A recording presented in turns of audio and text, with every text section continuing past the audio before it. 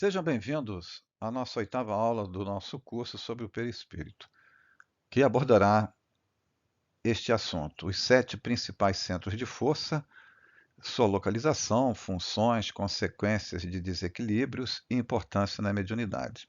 É uma aula vasta e, por isso, como continuidade da aula 7, que tratou também sobre os centros de força, se fez necessário fazer uma aula específica, e mesmo assim com uma redução de muitas informações.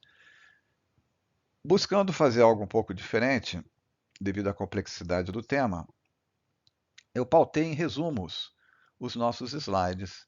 Então, todos os assuntos da nossa aula, todos, eles estão referendados na bibliografia, mas se prendem a esses 3 livros de André Luiz: Missionários da Luz, Entre a Terra e o Céu e Evolução em Dois Mundos, principalmente Evolução em Dois Mundos. Então, todos os assuntos, as explicações ligadas à aula de hoje estão nesses 3 livros. Iniciamos com uma correção a algumas informações que passamos anteriormente.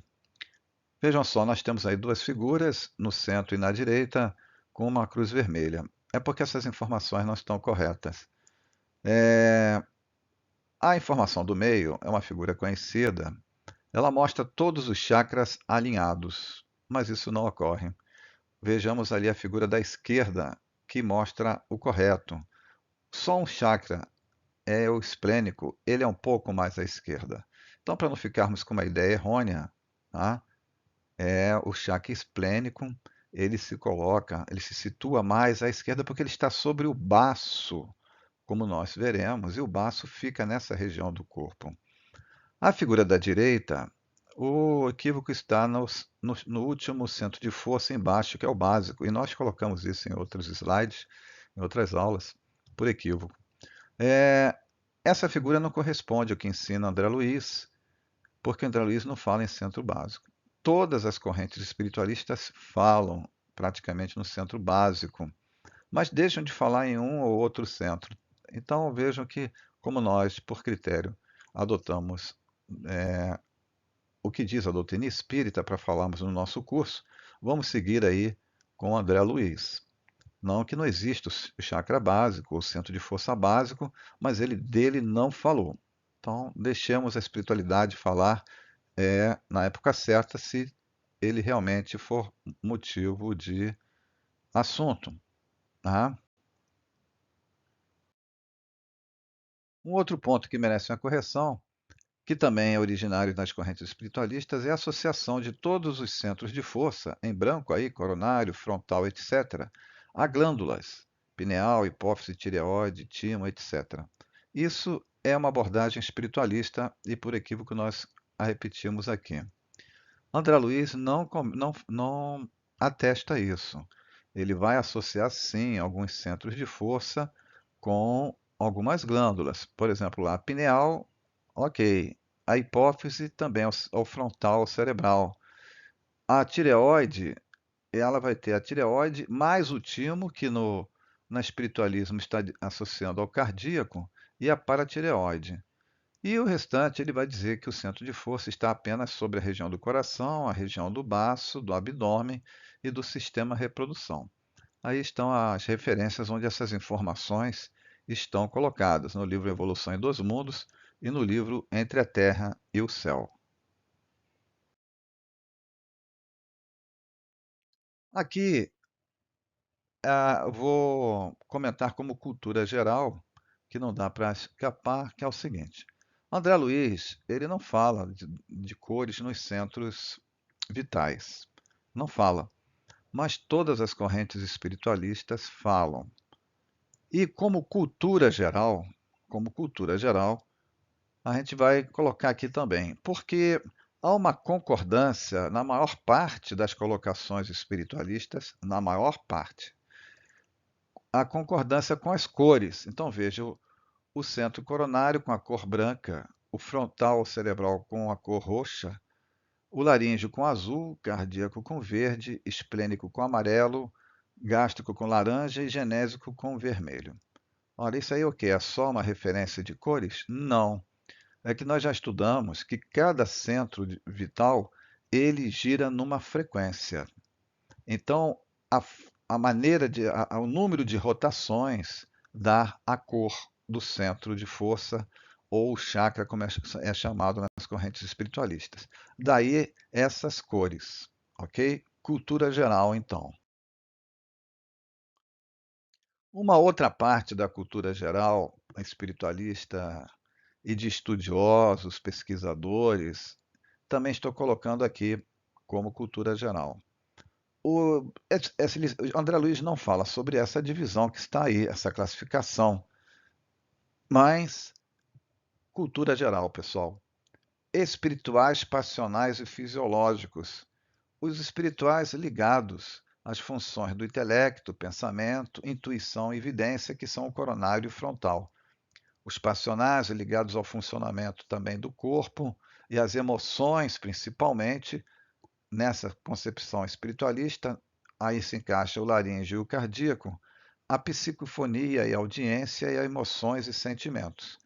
E os fisiológicos ligados aos órgãos do organismo e aos órgãos sexuais, está aí o esplênico, o gástrico e o genésico, como uma ideia geral de funcionamento do organismo. Então ficam essas informações para todos nós aí, algumas, como eu disse, em caráter geral, cultural. Vamos então ao estudo dos centros de força ou vitais. Nós vamos dividir assim: vamos abordá-los primeiro na sua localização e funções, e depois uma parte específica sobre mediunidade. Comecemos pelo centro coronário, aquele lá no alto da cabeça. Então, ele é muito importante, é o principal centro de força, porque ele está ligado com a mente do espírito. E no corpo físico, no cérebro, ele está associado à glândula pineal, que também é chamada de epífise, não é?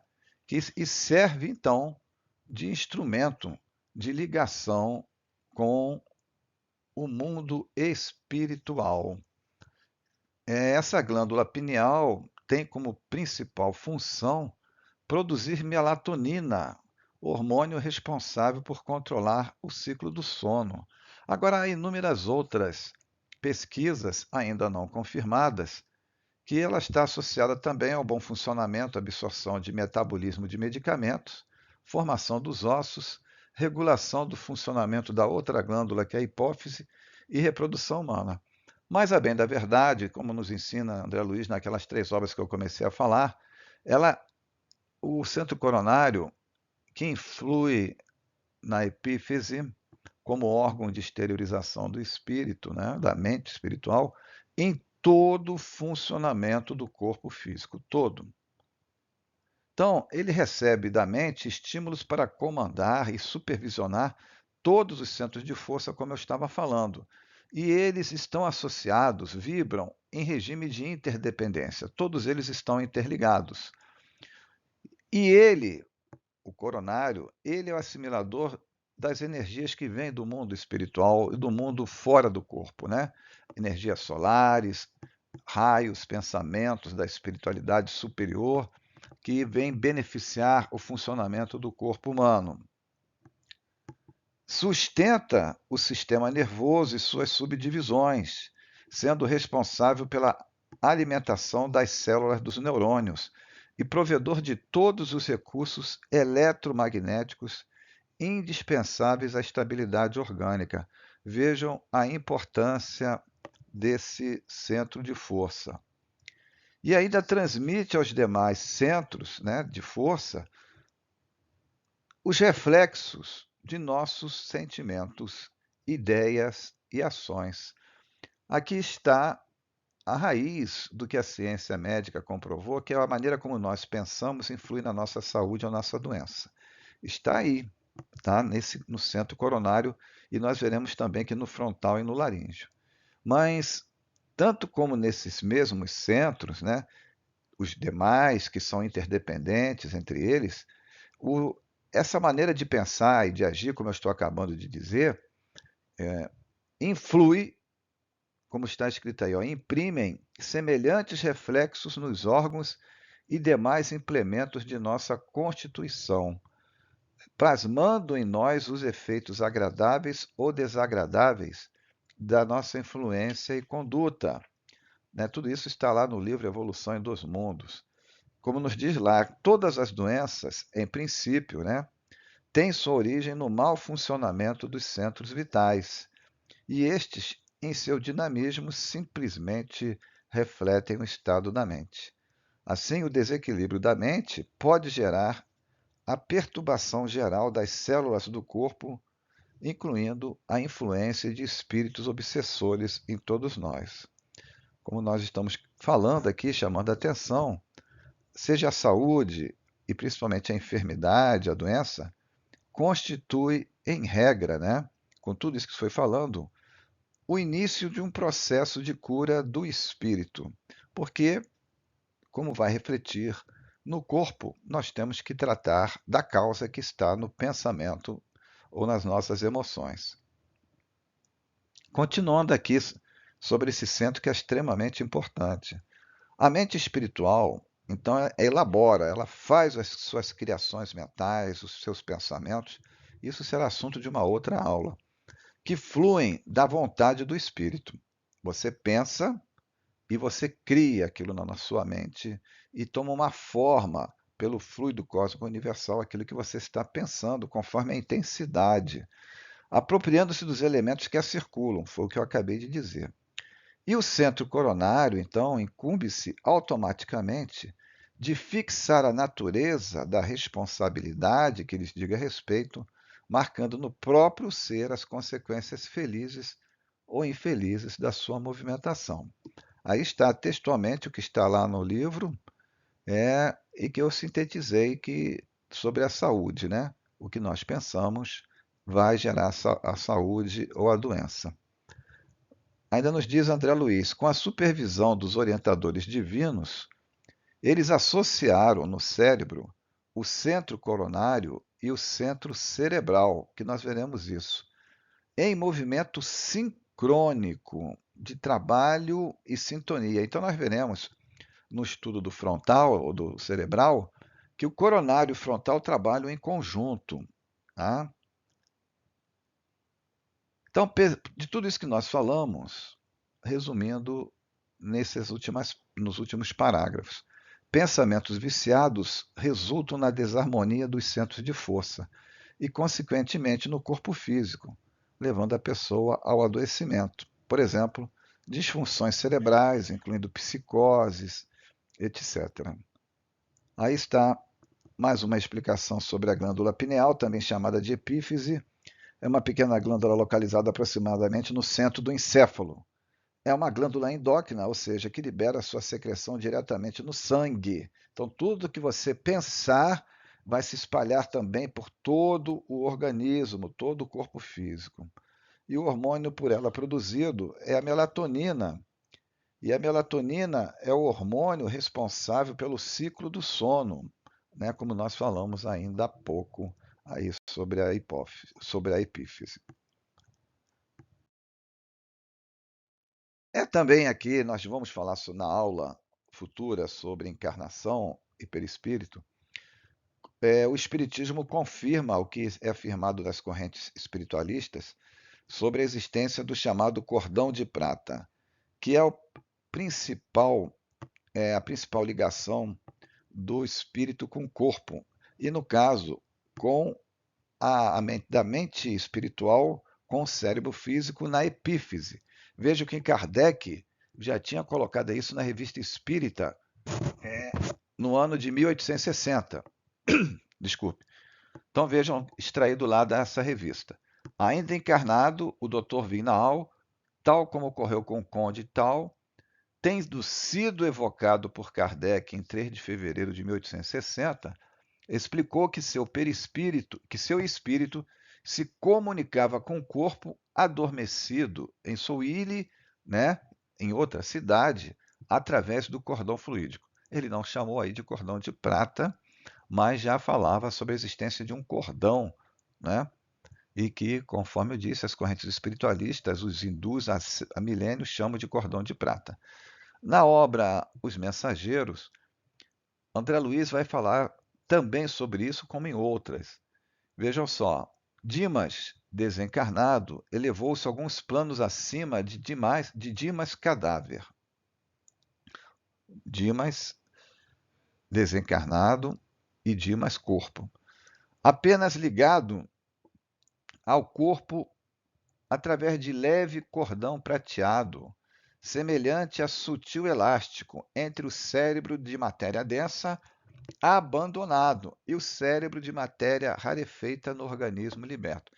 Na realidade, isso é a explicação de que o desencarne total ainda não havia ocorrido, mas enquanto tiver a ligação do cordão de prata, como é comumente chamado, e com o corpo físico, ainda há condições de se voltar à vida, segundo a doutrina espírita.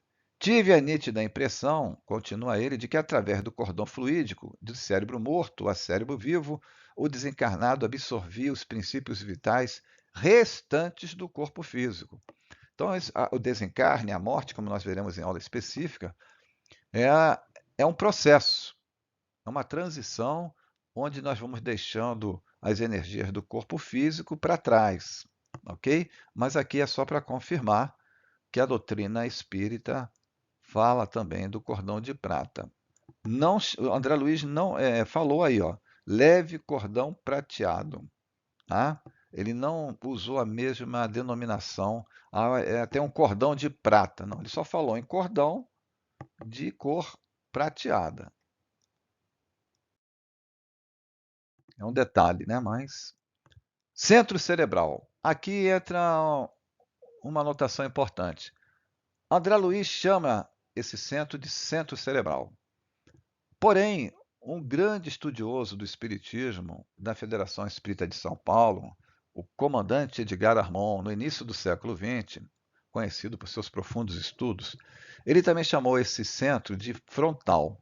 Então, a bem da verdade, aqui está porque é o nome pelo qual é mais conhecido. É muito difícil alguém falar sobre centro cerebral. É o frontal, porque está na fronte, está na testa, né? Por isso que está aqui lançado. Situa-se ao nível do lobo frontal, entre as sobrancelhas. É contíguo, né? É ao lado, como está vendo a figura à direita embaixo, vejam só onde está a glândula pineal em vermelha, e o hipotálamo ou hipófise, ali logo a seguir, embaixo à esquerda. É contíguo ao coronário e coordena a visão, a audição, o tato e a vasta rede de processos de inteligência que dizem respeito à palavra, à cultura, à arte, ao saber. Comanda o centro frontal, os 5 sentidos. Também responsável pelo funcionamento do sistema nervoso central e dos centros superiores do processo intelectivo. Tem ligações com a hipófise, também anteriormente chamada de pituitária, é uma glândula mestra que secreta hormônios para outras glândulas e é responsável pelo crescimento e controle de todo o sistema endócrino. Fugimos aqui de entrarmos em detalhe sobre o funcionamento de cada glândula dessa, que requer um conhecimento médico, e apenas uma consulta ficaríamos na superficialidade ou ainda falarmos algo de forma indevida. Essas informações mínimas são as necessárias para nós, mas o que elas nos trazem de uma visão mais abrangente é que a importância, né, dessas ligações com o corpo físico e os reflexos que os nossos pensamentos e emoções têm sobre a nossa saúde. O tempo todo é o que vai comprovar essas especificações que aqui faremos sobre cada centro de força. Vejam que, ainda reiterando o dito anteriormente, André Luiz fala que há uma perfeita sintonia de atividades entre os centros coronário e cerebral. Nós vimos aí que o cerebral ou frontal, ele é responsável por todas as funções intelectivas, né? Sistema nervoso. Então vejam que ele, junto com o coronário, coordena a manifestação do espírito, se assim podemos dizer, no corpo físico. Então vejam que ainda diz André Luiz. Por intermédio do coronário, a mente administra seu veículo de exteriorização, que é o corpo físico, a mente espiritual. Administra seu veículo de exteriorização, utilizando-se a rigor do centro cerebral, que lhe recolhe os estímulos, transmitindo impulsos e avisos, ordens e sugestões mentais aos órgãos e tecidos, células e implementos do corpo pelo qual se expressa. Tudo isso aqui é transcrição daqueles livros, como é a nossa metodologia aqui, dar como aula, dar os subsídios aonde está escrito, para não passarmos a ideia falsa de que é a opinião de quem está comentando. Disfunções: sinusites, cataratas e grandes desequilíbrios endócrinos, etc. Na literatura espiritualista, há uma grande gama sobre essas disfunções. André Luiz, no livro Evolução em Dois Mundos, que nós nos referimos lá, no capítulo que eu expliquei, tem isso aí muito extensamente explicado, ok? Que eu abri mão de fazer aqui para não nos cansarmos com tanta explicação, mas cada centro desse, na região que ele está localizado, o mau funcionamento irá provocar uma consequências em todos os órgãos associados naquela região. Vejam só, como eu falei, está a lembrança. No capítulo 16 do livro Evolução em Dois Mundos, o espírito André Luiz passa-nos riquíssimas informações sobre o funcionamento integrado dos centros coronário e cerebral com o cérebro físico, permitindo-nos entender como o espírito controla e se expressa pelo corpo físico. Partindo para o outro centro, que é o laríngeo, na altura da garganta e da tireoide, que está embaixo explicada, colocada em forma de concepção artística, de uma pintura. Preside as funções do timo, tireoide e paratireoide e está ligado ao sistema nervoso parasimpático. Nós vimos no centro de força anterior que o frontal também está associado ao sistema nervoso. E o timo, só como curiosidade, é uma glândula muito importante para a defesa do organismo, pois atua no sistema imunológico. Está localizado no tórax, na frente do coração e entre os dois pulmões, para nós termos uma ideia. Tá? E então, como eu tenho afirmado, vejo a importância do bom funcionamento desse centro de força no corpo físico.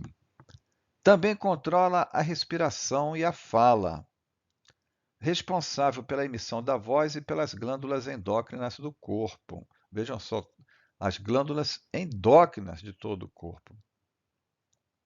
Disfunções: laringite, tireoidite, tumores nas glândulas paratireoides, câncer de laringe e seu mau funcionamento pode provocar problemas de comunicação, porque afeta o perispírito. O mau uso da palavra, a pessoa que usa o dom da fala para enganar, né? Principalmente aí, muita gente ligada ao poder, e não somente ao poder, né?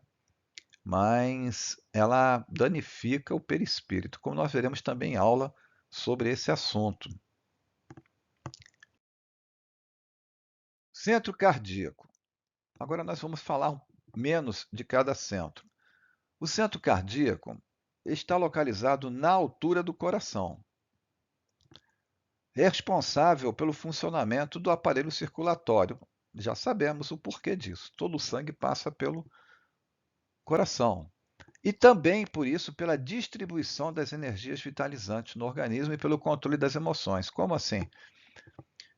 Lembrando aí aulas anteriores sobre o assunto, as energias chegam do alto para o centro coronário e pelos nadis ou nadis descem para todos os centros de força, que são mais de 750, chegando até as hemácias, que são as células do nosso sistema circulatório, né? Do nosso sangue, melhor dizendo.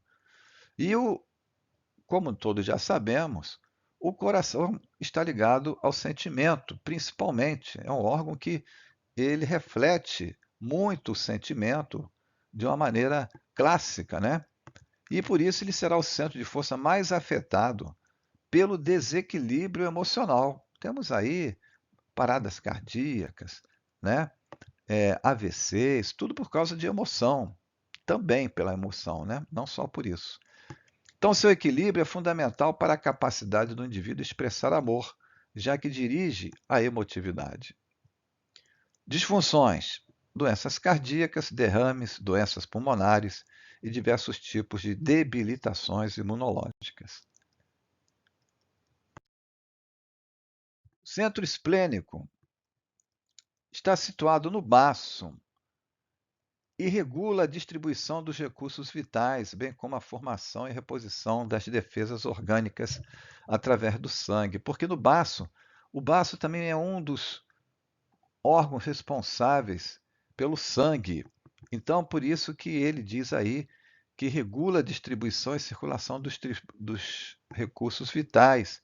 E aí agora ajuda o centro cardíaco, o centro de força, a distribuir energia pela circulação do sangue. Há uma complementação funcional. Não está ligado, esse é um erro aí, não está ligado a nenhuma glândula, tá? Segundo André Luiz. E distribui e absorve a energia do ambiente.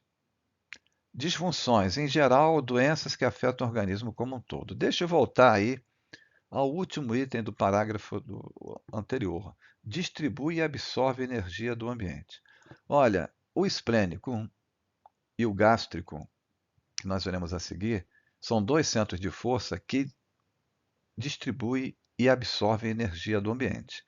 Muitas vezes você, então, vai entrar num lugar em que as energias não estão boas, ou se aproxima de uma pessoa que também está desequilibrada em suas energias, e você começa a sentir-se mal no estômago, no abdômen em geral. É porque esses dois centros, o esplênico e o gástrico, estão absorvendo as energias negativas. Centro gástrico, localizado no estômago. Tá? Tem aí a figura embaixo à direita. Responsável pelo funcionamento do aparelho digestivo, pela assimilação de elementos nutritivos e reposição energética do organismo, porque pela digestão, não é isso? Nós vamos repor as energias que precisamos, vamos fabricar outras. Então, é no centro gástrico, que está ligado ao organismo, a todos os órgãos do organismo, segundo André Luiz, é que nós vamos sustentar fisicamente, né, pela transformação dos alimentos, as nossas energias.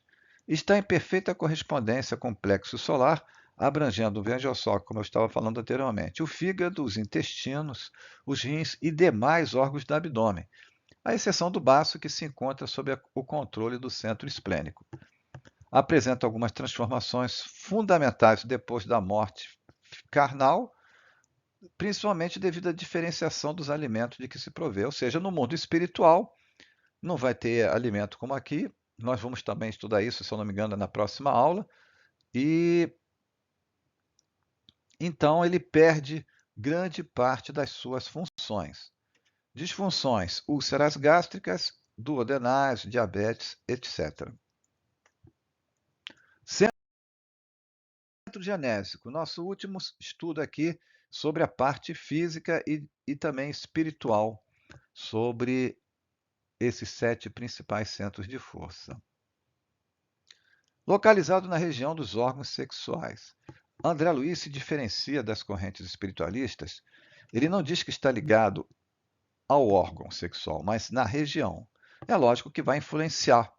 Então, por exemplo, o centro coronário está ligado à epífise, mas o genésico não está ligado segundo André Luiz, ao aparelho, a um órgão sexual do homem ou da mulher, mas sim ao aparelho reprodutor em geral.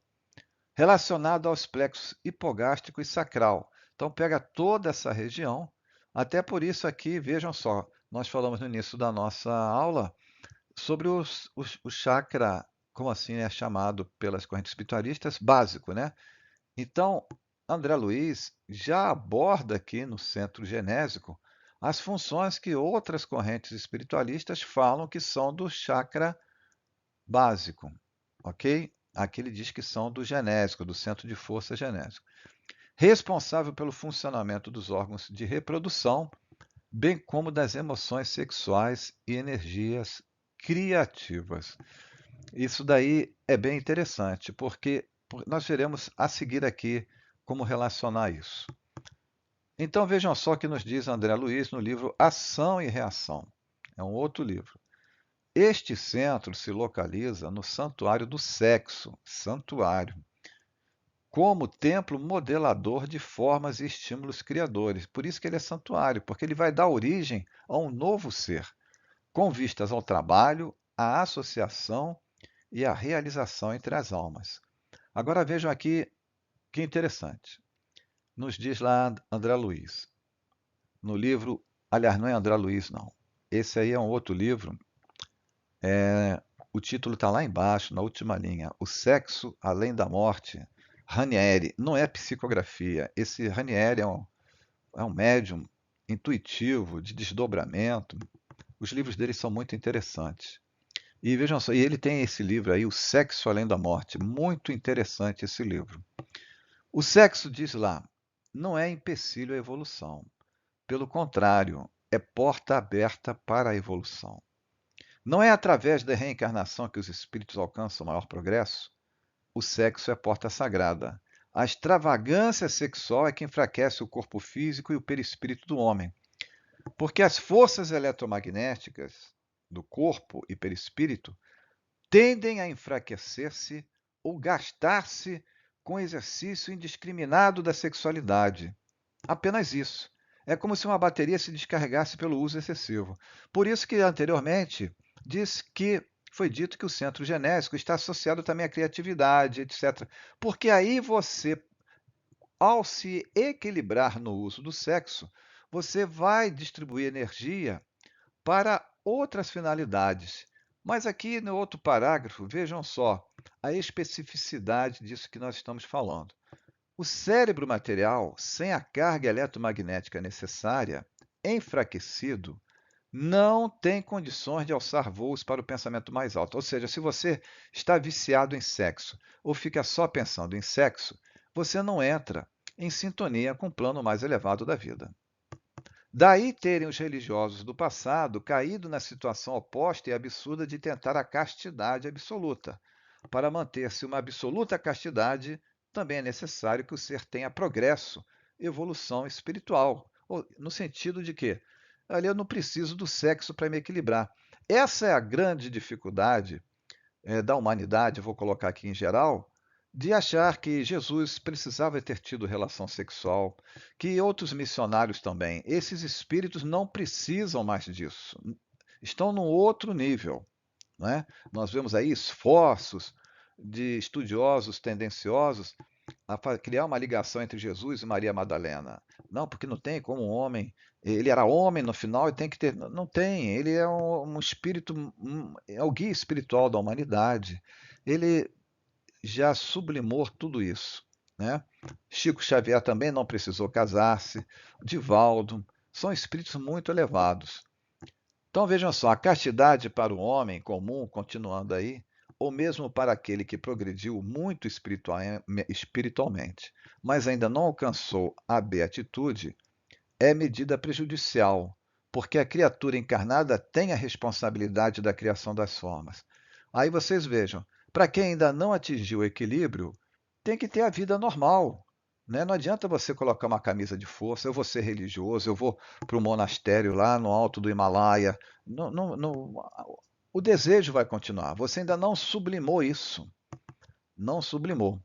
E para terminar, olhei Eleutério e vi que ele penetrava agora no campo secreto dos conhecimentos sexuais do espírito e fiquei amedrontado. Esse livro, então, é bem interessante. Sugiro a leitura. Bem, hoje o nosso encontro vai durar um pouco mais, não houve como ter que fazer uma outra aula sobre o assunto, mas iremos falar sobre os 7 centros vitais e a mediunidade. Sobre deformações perispirituais, consequências do que nós vimos até agora, nós teremos uma aula específica. Vamos então sobre a mediunidade. Vejam só, intercâmbio mediúnico. O intercâmbio nosso de espíritos encarnados com espírito desencarnado. Já estudamos isso há muito tempo aqui no curso, que aquela grande frase de Teilhard de Chardin, que o homem é um espírito que possui um corpo, não é? Então, nós vivemos em duas dimensões, a física e a extrafísica. O mecanismo básico da comunicação mediúnica envolve fluidos espirituais, o perispírito, a mente e os sistemas nervoso e endócrino. Vejam só, depois vejam isso de novo. Aqui nós estamos falando para a comunicação, o intercâmbio. Fluidos espirituais, perispírito, a mente e o sistema nervoso endócrino. A principal fonte de comunicação entre os espíritos é a mente, a pensamento a pensamento. As irradiações energéticas do espírito comunicante atingem o perispírito do médium pelos centros de força, plural, centros de força, mas principalmente o coronário, alcançando imediatamente o corpo físico, onde são captadas pelos órgãos sensoriais sob a forma de sensações agradáveis ou desagradáveis. Então, aí está porque que atinge, para ele se comunicar, é mente a mente. Mas a frequência vibratória, a vibração desse espírito, vai impactar todos aqueles 7 centros principais que nós estudamos hoje. Estão vendo aí vibrações em azul, vibrações em verde. Elas não estão em sintonia. Tá? O espírito lá em verde e o encarnado em azul. Aí, a priori, não há como se comunicar. Estão em níveis diferentes. Mas pode, então, ele não se comunicar comigo, mas ele pode me impactar de forma com sensações agradáveis e desagradáveis. Ok? Continuando. Veremos isso em outro curso nosso sobre mediunidade. Então, conforme o grau de transe que a pessoa encarnada, no caso o médium, né? Aqui vamos abrir um parênteses. Médium, Kardec nos fala que é todo aquele capaz de influir, de receber a influência dos espíritos. E André Luiz fala que todos somos médios, por causa do que eu falei anteriormente. Somos espíritos encarnados e participamos de dois mundos. Porém, a palavra médium acabou adquirindo um novo sentido. Médium é o encarnado capacitado de produzir o fenômeno mediúnico, psicografia, psicofonia e etc. Como todos, então, na concepção mais ampla, somos médiuns, recebemos a influência, como nos fala Kardec, eu posso ver vultos, eu posso sentir influências agradáveis e desagradáveis, eu posso sentir frio, calor, cheiros desagradáveis e etc. Então, para que haja a, a produção dos fenômenos aqui abordados, vejam só, psicofonia, psicografia, e aqui à esquerda embaixo, a intuição, é necessário a comunicação com a mente, sempre com a mente do espírito para conosco, que estamos encarnados, ok? E essa comunicação, mente a mente, como nós vimos na aula de hoje, vai refletir aonde?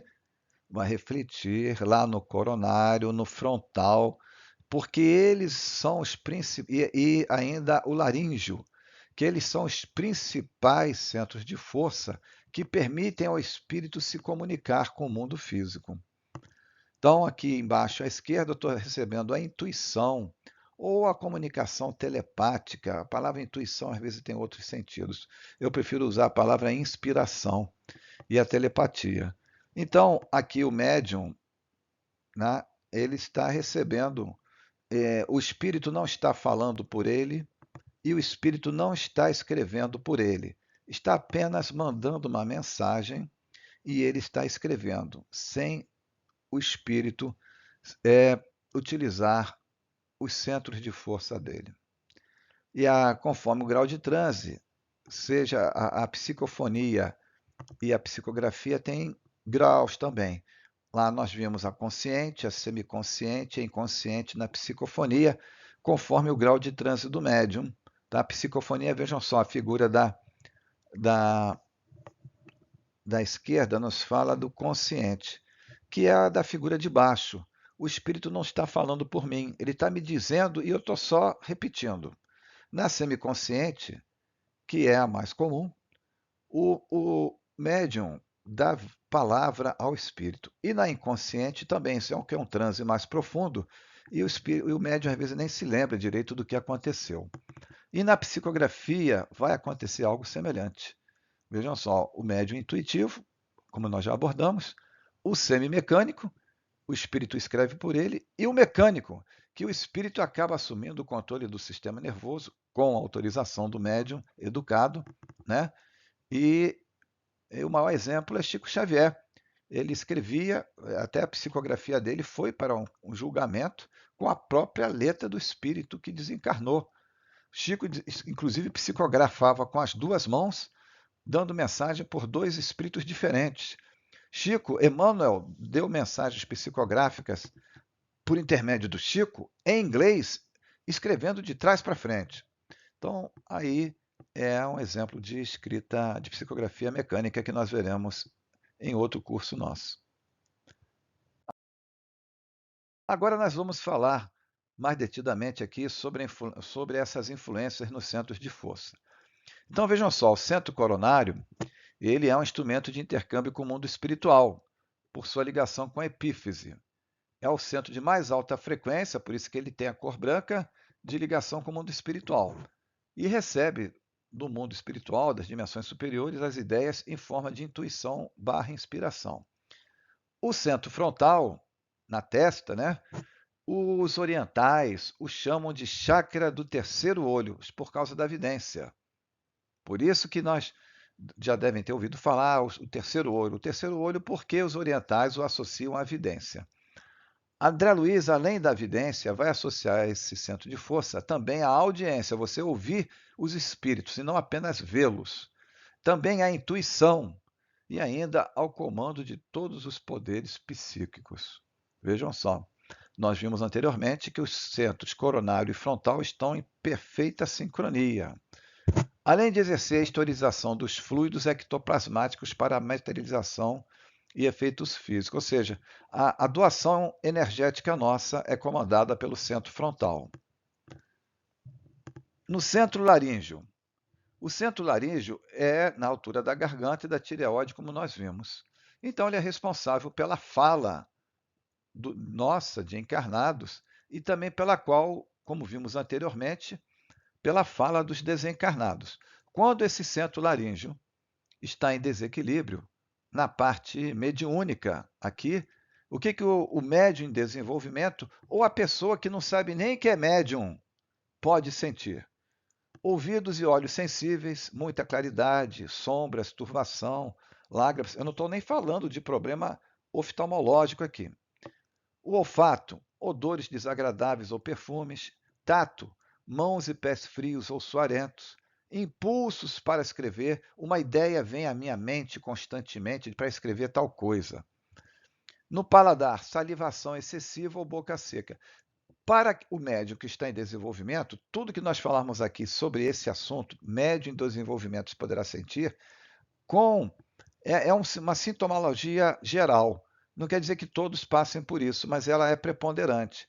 Passada a fase do desenvolvimento ou educação mediúnica, isso aí passa, em grande parte, tá? Quase totalmente. Vamos falar do cardíaco agora. Então, conforme o nível de vibração do espírito, né, principalmente os mais necessitados, eu irei sentir, porque lembra-se que a gente falou ainda há pouco que o cardíaco é a sede dos sentimentos. Eu vou sentir o que o espírito está sentindo, raiva, ódio, doente, ele está doente, ele está triste, ele está depressivo. Eu vou sentir tudo isso pelo cardíaco. Vejam só, taquicardia, pressão no peito, respiração profunda e rápida, falta de ar, É como se eu tivesse que ir para o pronto-socorro. Então, vejam só, para quem é médium, muitas vezes no dia ou na véspera da reunião mediúnica, irá sentir vários sintomas desse tipo, principalmente os médios em desenvolvimento, e às vezes ele acha que não é o caso de ir ao trabalho mediúnico. Quando, na realidade, se não for um problema físico que ele esteja sentindo, a cura está em ir ao trabalho mediúnico, porque a espiritualidade, numa reunião mediúnica séria, já fez uma ligação do médium com aquele espírito para que haja uma sintonia para a comunicação. Futuramente explicaremos isso. Outra sensação de doação fluídica nesse centro de força. Quando você está desejando o bem para alguém, você sente algo sair do coração. E atua na assimilação dos campos emocionais dos comunicantes, como nós já falamos. O esplênico, lá na altura do baço, vai nos trazer. Isso aqui já é ligação com os desencarnados necessitados, sofredores. Mal-estar na barriga, tremor, arrepios, pernas enfraquecidas e doloridas. Ele também é um centro de doação fluídica.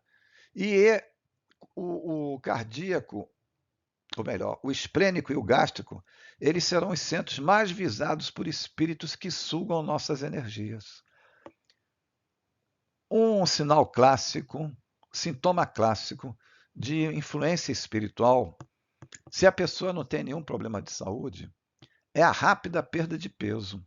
Em poucas semanas, a pessoa começa a emagrecer demais sem uma causa plausível. É sinal de que estão sugando as energias dela. O gástrico. Quanto mais intensa a absorção, mais poderoso o magnetismo individual aplicável às curas. Ou seja, quanto melhor esse centro funcionar e a pessoa vier, como nós já estudamos, com duplo etérico para essa finalidade, portador de mais energia, então o centro gástrico funcionando bem, você será um grande médium de doação, de passe, né? Para cura também.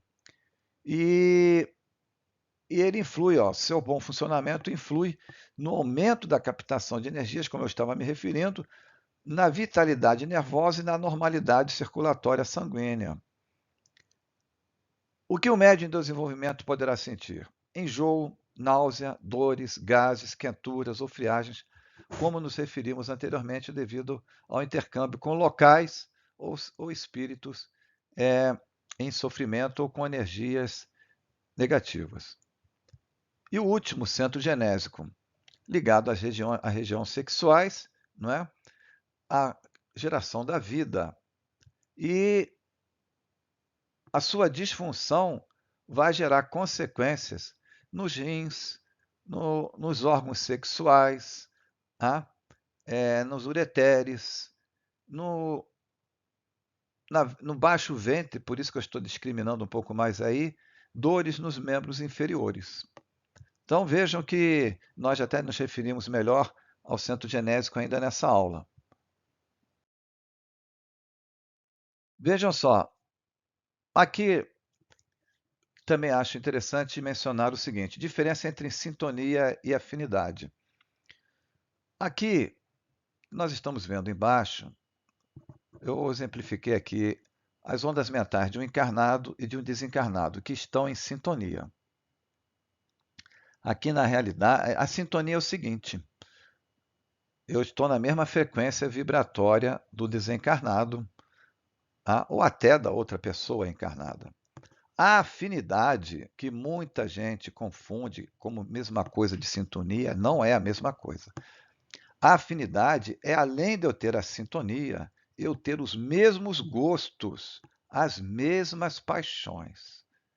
Então, quando eu tenho afinidade, aí temos a figura de um espírito num bar que está pela pessoa, no caso feminina ali, e também masculina, estarem com a sua facilitando o assédio espiritual, ele está absorvendo as energias da bebida por intermédio das pessoas encarnadas. Isso é obsessão e nós temos como explicar isso em outra aula. Na figura da direita é a parte do sexo, tá? Então, a pessoa que tem afinidade com o espírito, por ter os mesmos gostos e os mesmos prazeres, pode até não sentir aqueles sintomas, né, desagradáveis, porque ela está em perfeita comunhão. Numa reunião mediúnica, o médium se educa para ter sintonia. Terminou a comunicação, terminou a ligação. Quando existe afinidade, aí, ou afinidade com o espírito superior, é sinal de elevação do médium ou de nós encarnados em geral. Afinidade com espíritos inferiores é pouca evolução espiritual. Aqui é o nosso último slide. E eu coloquei como curiosidade, porque isso é muito comum, esse tipo de pergunta. Como ativar os centros de força para a mediunidade? Ah, eu quero ser vidente, mas não quero ser médium. Eu quero só ter evidência. Como repor as energias dos centros de força? Nós já estudamos isso na aula anterior, né? Pelo passe. Como recompor seus desequilíbrios? Pelo passe, mas também nessas duas últimas, pela busca da elevação espiritual expressa aqui. Pratiquemos os ensinos do Evangelho de Jesus. Se você nasceu sem ser vidente, é porque há uma causa. Para que você vai buscar? Está em condições? Está em condições de assumir as consequências disso? Quem que você vai buscar para desenvolver a sua evidência? Nós vimos que está ligado aos centros frontal, não é isso? E como é que isso vai se desenvolver? Ah, tem métodos para isso, antigos. É, tudo tem um preço. Pensem nisso. Aqui está a nossa bibliografia da aula de hoje. Hoje tivemos que aumentar um pouco a duração. Obrigado e até a próxima.